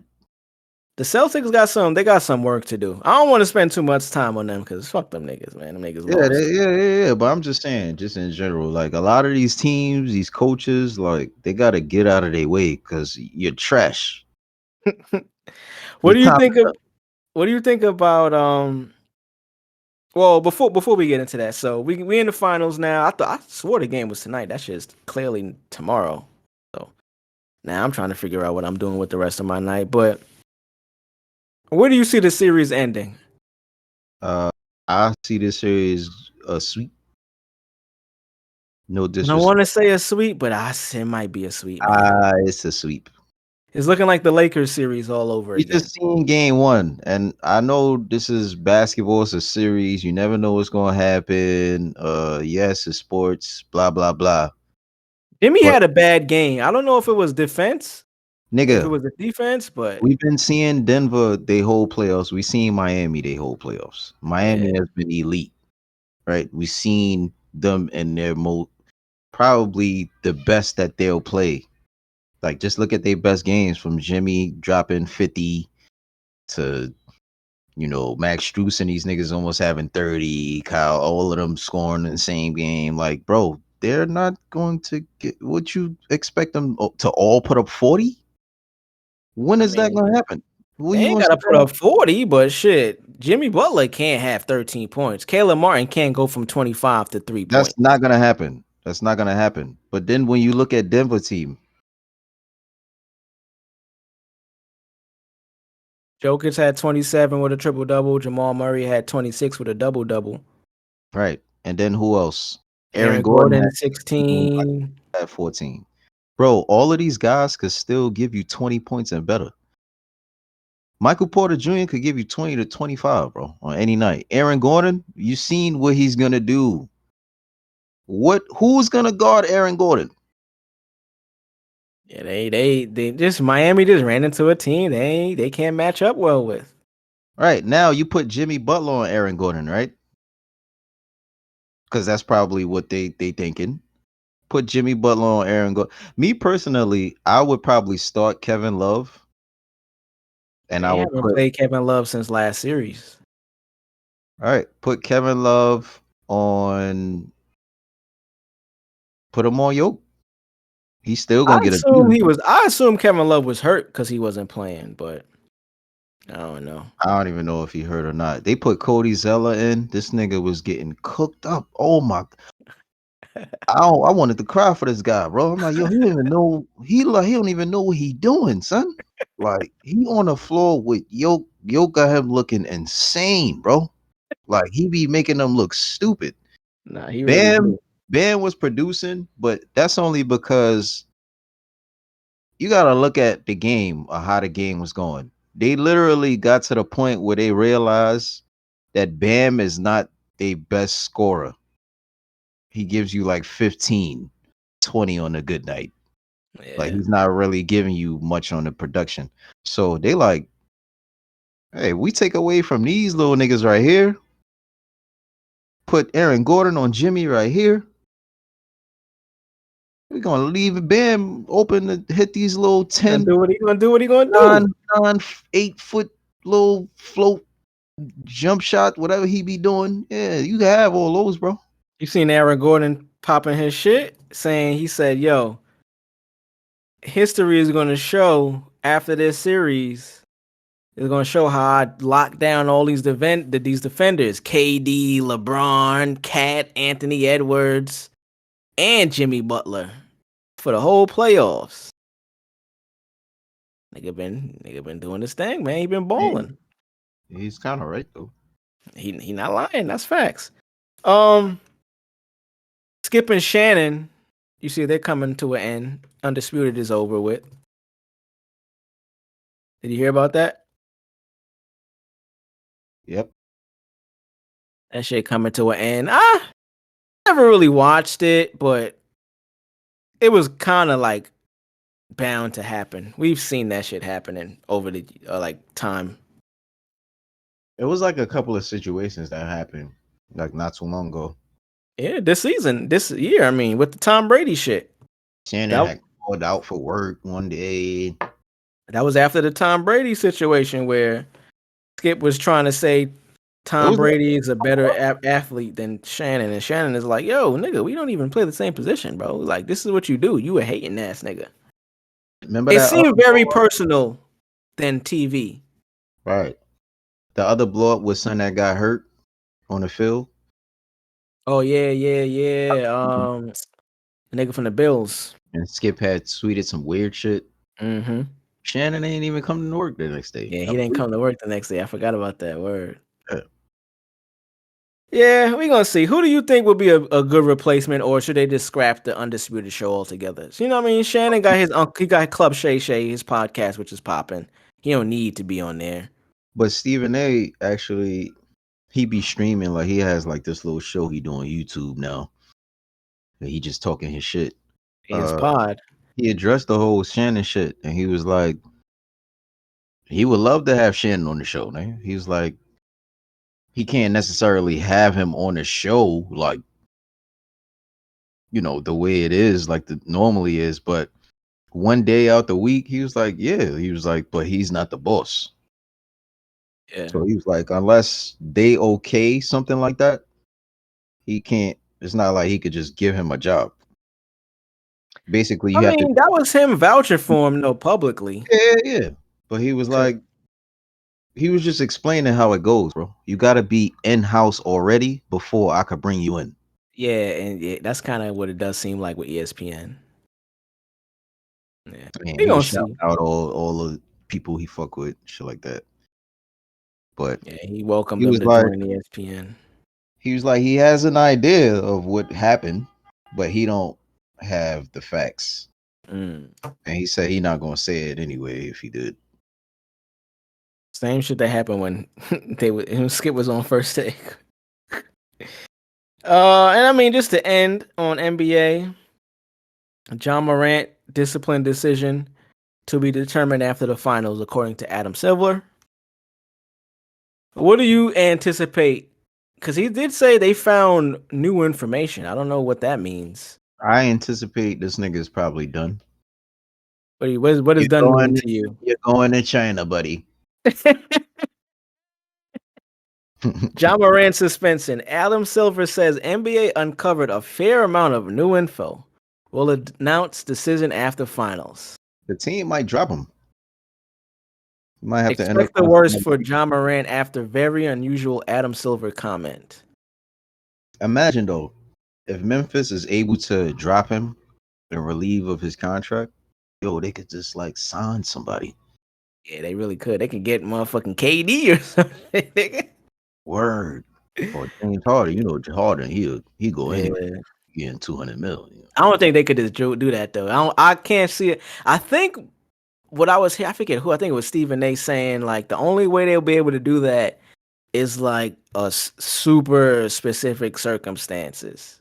Now, I mean, we don't they know. would, because if he's suspended for a whole season, no pay, there should be some sort of, you know, way where they, you know, they're allowed some sort of exception where they could use some sort of bread, or like the NBA allows them to get an extra budget or something to sign somebody. Yeah. And It should be like that though. After this season, if he sits out this season, the next season is when that extra TV money kicks in. So, yeah, I can see them coming to a point where they're trying to make a decision. Right. I don't know. This Morant. Yeah, but I think it's along the lines of that though, son. Like it ain't. What else is there? Like they don't want to for a fact the finals? they don't want to interrupt the finals because it could create backlash from pundits and shit. They want to focus on the finals. If it was I feel like if it was just anything, they would have just said it. It would have just came up.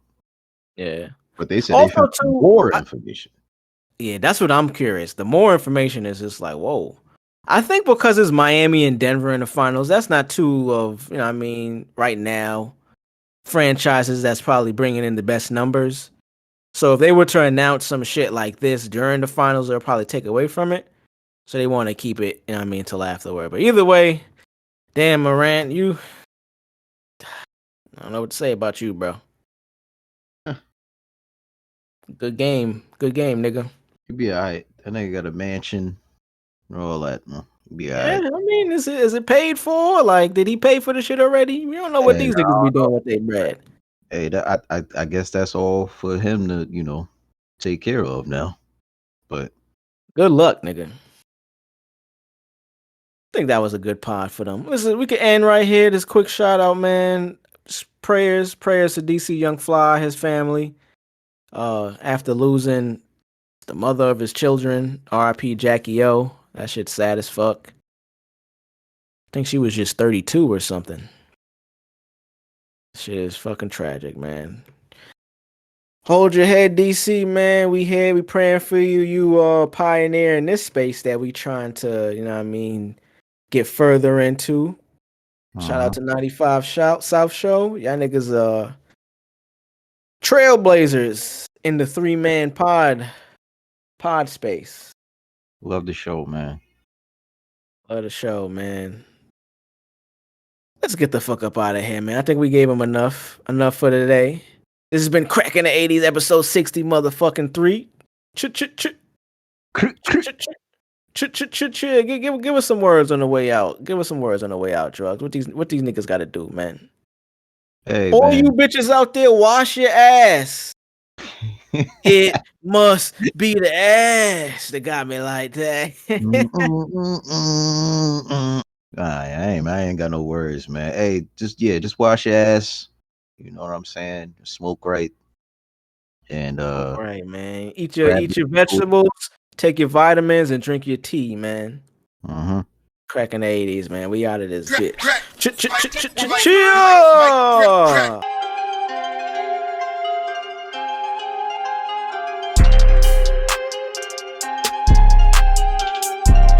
Stand clear of the closing doors, please.